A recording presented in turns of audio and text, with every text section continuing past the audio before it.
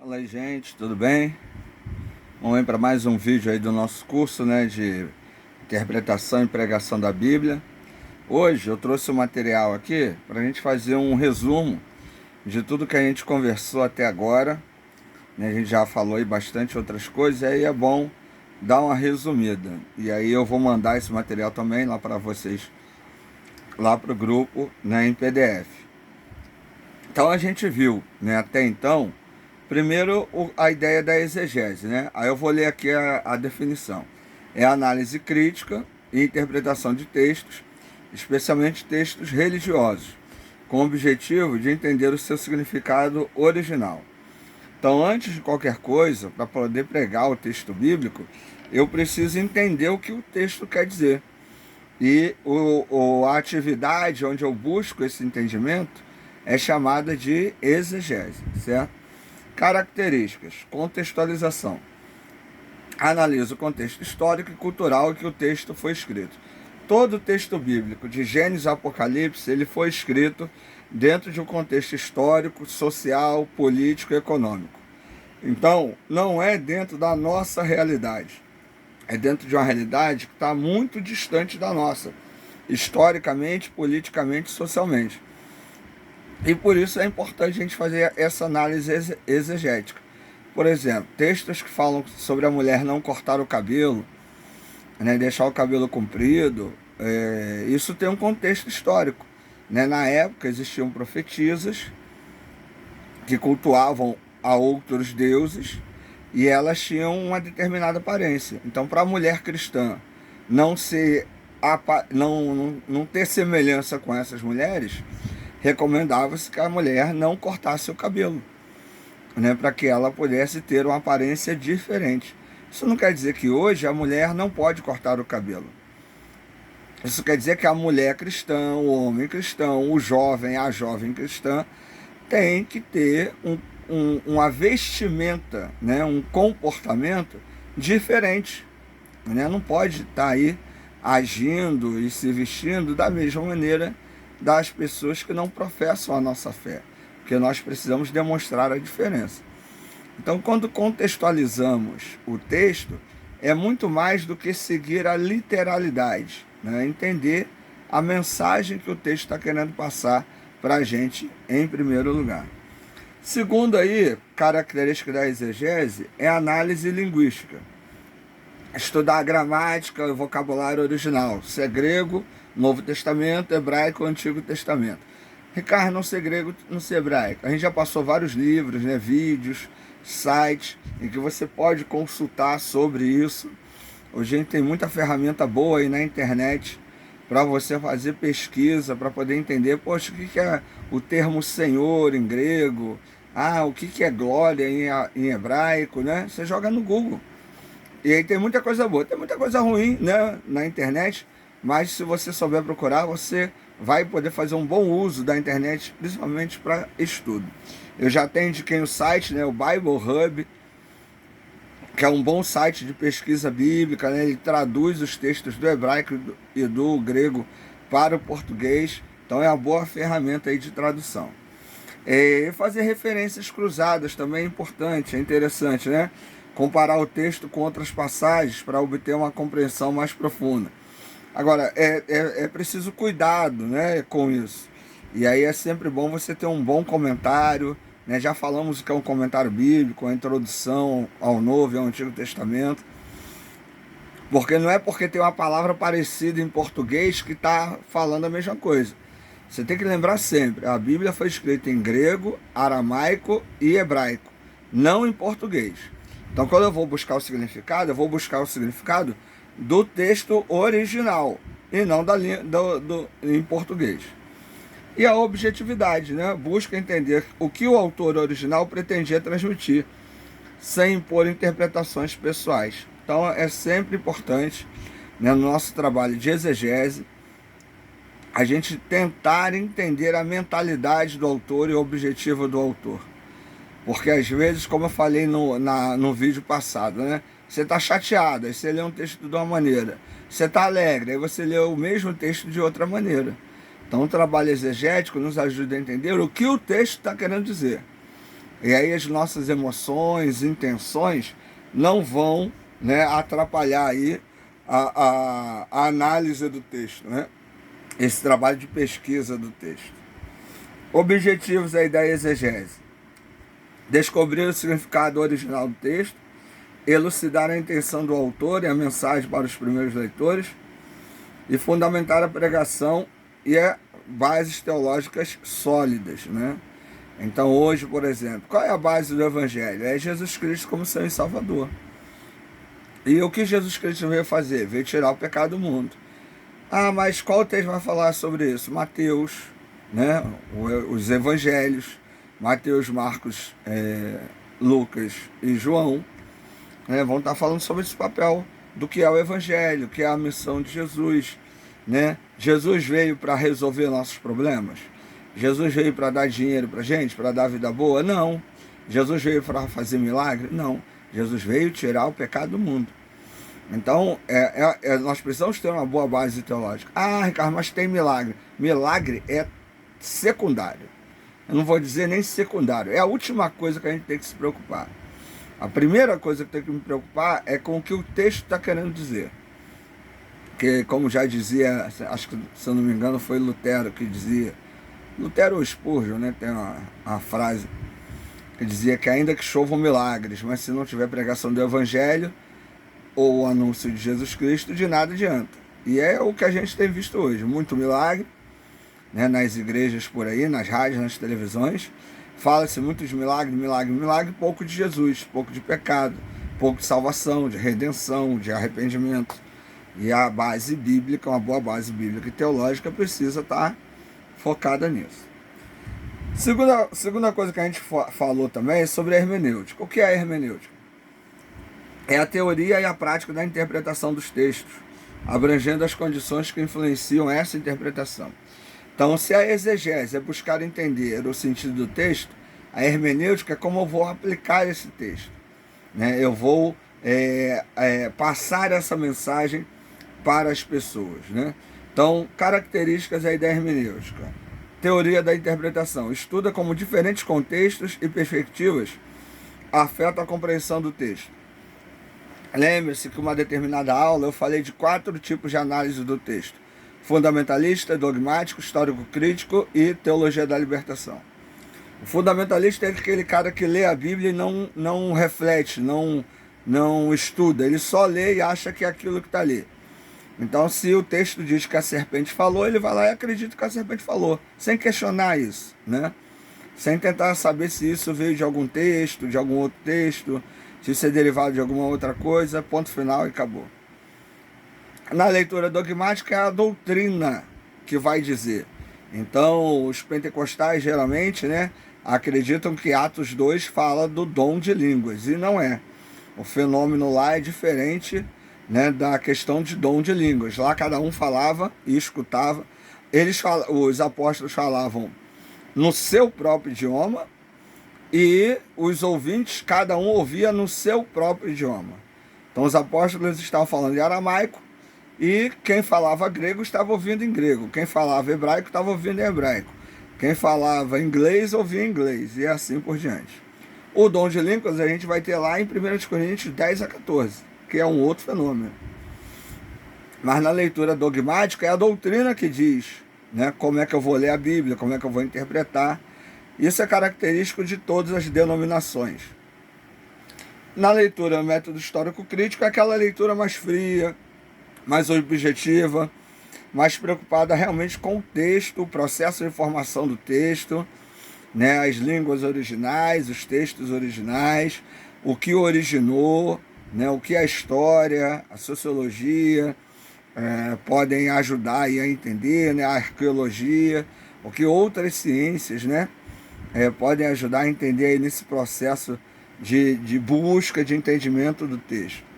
Então o texto bíblico ele é visto como um texto antigo que precisa ser estudado, né, precisa ser bem analisado e não simplesmente ser interpretado de qualquer maneira. E a teologia da libertação, que de maneira geral tenta colocar uma perspectiva mais humanizada em relação ao texto. né? De que maneira o texto bíblico pode ajudar a nos levar a sermos seres humanos mais humanos, né?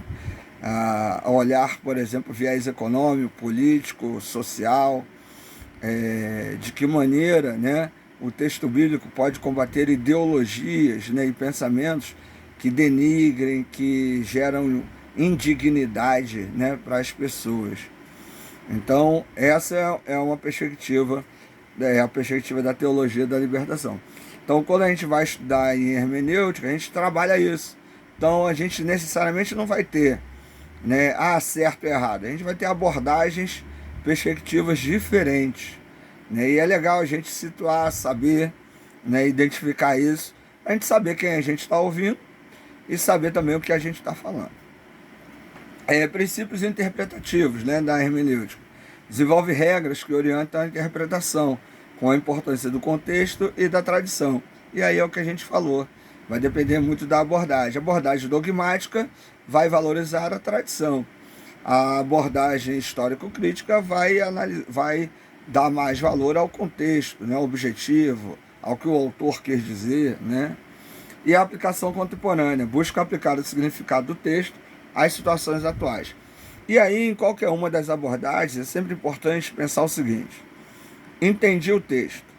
Agora, como pregar esse texto hoje? Como passar essa mensagem para as pessoas de hoje, sem deturpar o sentido original do texto? Esse é sempre o nosso grande desafio, que não é simples, não é fácil, por isso requer disciplina, requer de nós, né? Tá sempre lendo, estudando, pesquisando, porque o texto ele tem uma mensagem. Ricardo, mas se eu falar as pessoas não vão concordar. Nós não pregamos para as pessoas concordarem. Nós pregamos para as pessoas entenderem o texto bíblico. Se elas entenderem o texto bíblico e não concordam, problema delas.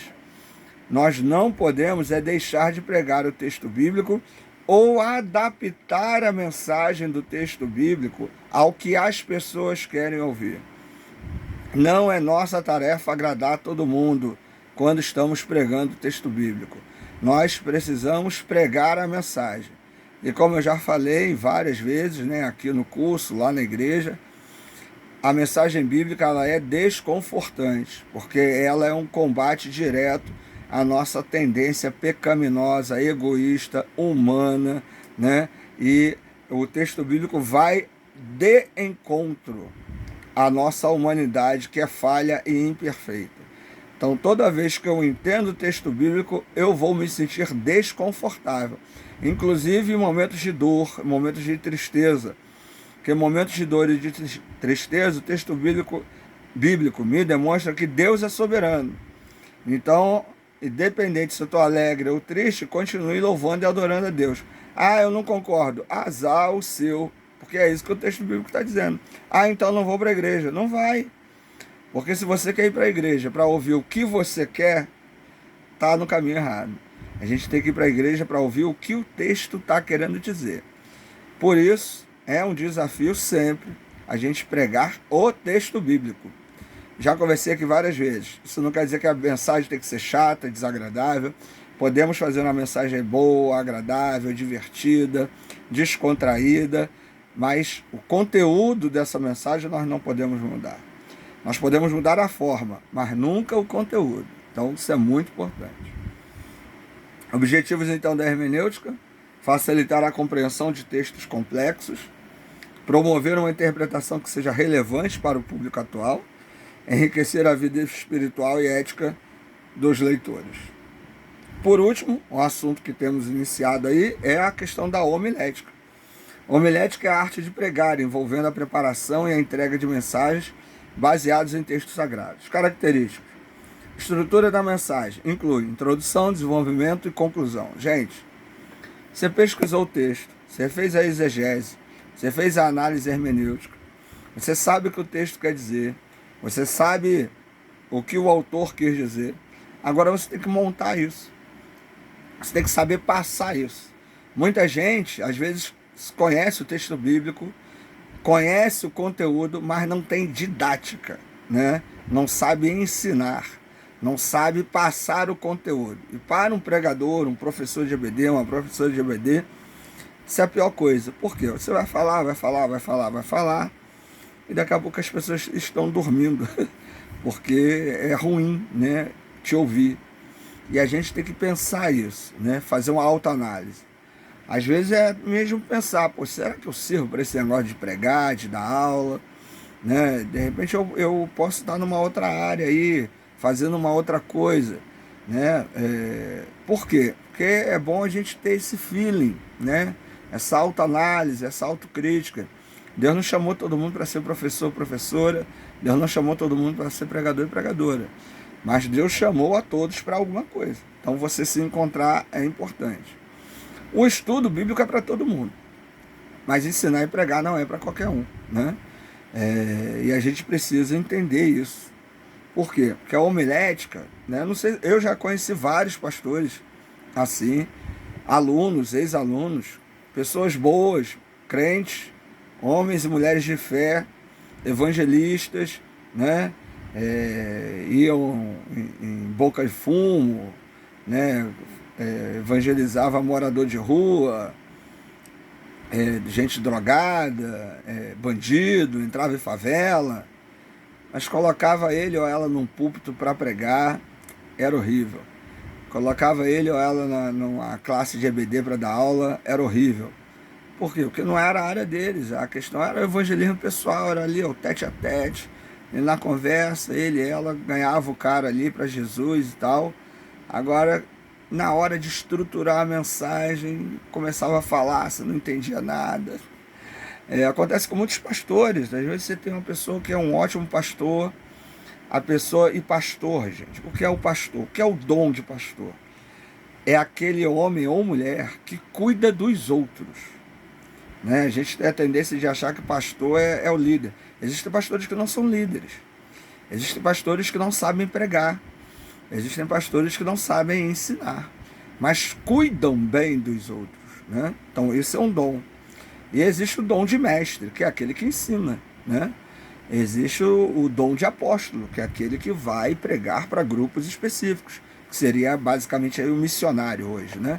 Não esses apóstolos de televisão que é tudo pilantra aí, salafrário, ladrão. Dom de apóstolo não tem nada a ver com ganhar dinheiro às custas da dor dos outros.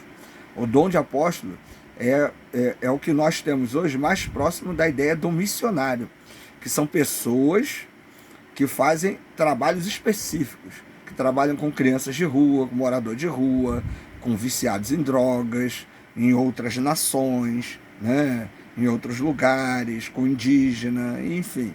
Isso é o dom de apóstolo, né? E a homilética, qual é a tarefa dela? É nos ajudar a organizar esse conteúdo. Poxa, Ricardo, eu não falo bem, eu tenho dificuldade e tal, então já é um passo legal, você está fazendo esse cursinho aqui com a gente, está introduzindo aí alguns conhecimentos. Procura fazer um curso de oratória, é bom, legal também, né? Tem muito curso de oratória de graça aí na internet. Assiste algumas aulas, da maneira como você fala, como você posta, como você se põe, né? Fala ali. E cada um tem um jeito, né? Por exemplo, eu tenho o meu jeito. É óbvio, por exemplo, é só você comparar lá na igreja, né? Tem eu e os dois Ricardos, né? Nós temos o mesmo nome, mas cada um prega de um jeito diferente, né? Cada um tem um estilo diferente. E não é você imitar o outro, é você ter o seu estilo, né? E você organizar a ideia. Então, a ideia da homilética é isso, é nos ajudar a organizar a ideia. Então, vai montar a mensagem, vai montar o estudo, pensa nisso. Tem que ter introdução, desenvolvimento e conclusão. Tem que saber onde começa, né, como continua e como termina. Isso é importante. Como terminar é fundamental. Tem gente que não sabe terminar, né, que vai embora. Aplicação prática. Foca em como o texto pode ser aplicado à vida cotidiana. Comunicação eficaz. Preocupa-se com a clareza e a relevância da comunicação, né? Então, a homilética ela vai nos ajudar a organizar os conteúdos, vai nos dar uma direção, né? Aquela que a gente já botou aí alguns exemplos de pregação. Eu tenho a introdução, a frase de transição, 3 pontos, a conclusão. E aí a pessoa que saiu, né, que te ouviu, ela pode não até concordar, como eu falei, ela pode não concordar com o que você falou, mas ela entendeu o que você falou. E essa é a nossa tarefa. fazer com que as pessoas entendam o que a gente está falando, não necessariamente que elas concordem com o que a gente está falando. E aí, no finalzinho aqui do material, eu botei um modelo de pregação, né? Esperança em tempos difíceis.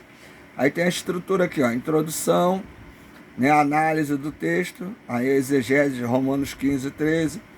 Aí destaque aí a palavra esperança, que é o pis em grego. E aí vai dar a ideia de expectativa, confiante, ou uma antecipação positiva em relação ao futuro, né?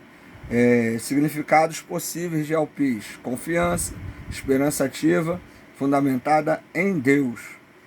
Aí análise do contexto, né? E aí o trabalho hermenêutico, né? A discussão sobre como a esperança apresentada por Paulo se aplica hoje, né? Na nossa realidade. Exemplos de situações atuais. Você pode, né, no meio da mensagem, colocar alguns exemplos, né? E é bom escrever, né? O esboço, gente, é fundamental. Por quê? Porque você não se perde, né? O esboço ele vai ajudar você a começar, continuar e terminar. Então é bom você escrever o que você vai na sua aula, né? Na sua pregação, na sua mensagem. E aí, no final, a conclusão, o resumo das ideias centrais e um convite sempre à reflexão e à ação. Necessariamente não é um apelo, mas é um convite para que as pessoas pensem e ajam diante daquilo que você apresentou. Então é isso. Hoje a ideia é que fizéssemos aí um resumo, né, do que vimos até aqui. Se pudesse relembrar aí alguns pontos. E a partir do próximo vídeo, a gente vai falar sobre os tipos de pregação. E aí, entrando um pouco mais aí na área da homilética. Valeu, gente? Então é isso. Até mais. Boa noite, boa madrugada, bom dia, né? Não sei a hora que você vai estar vendo. A gente vai se falando aí. Até mais.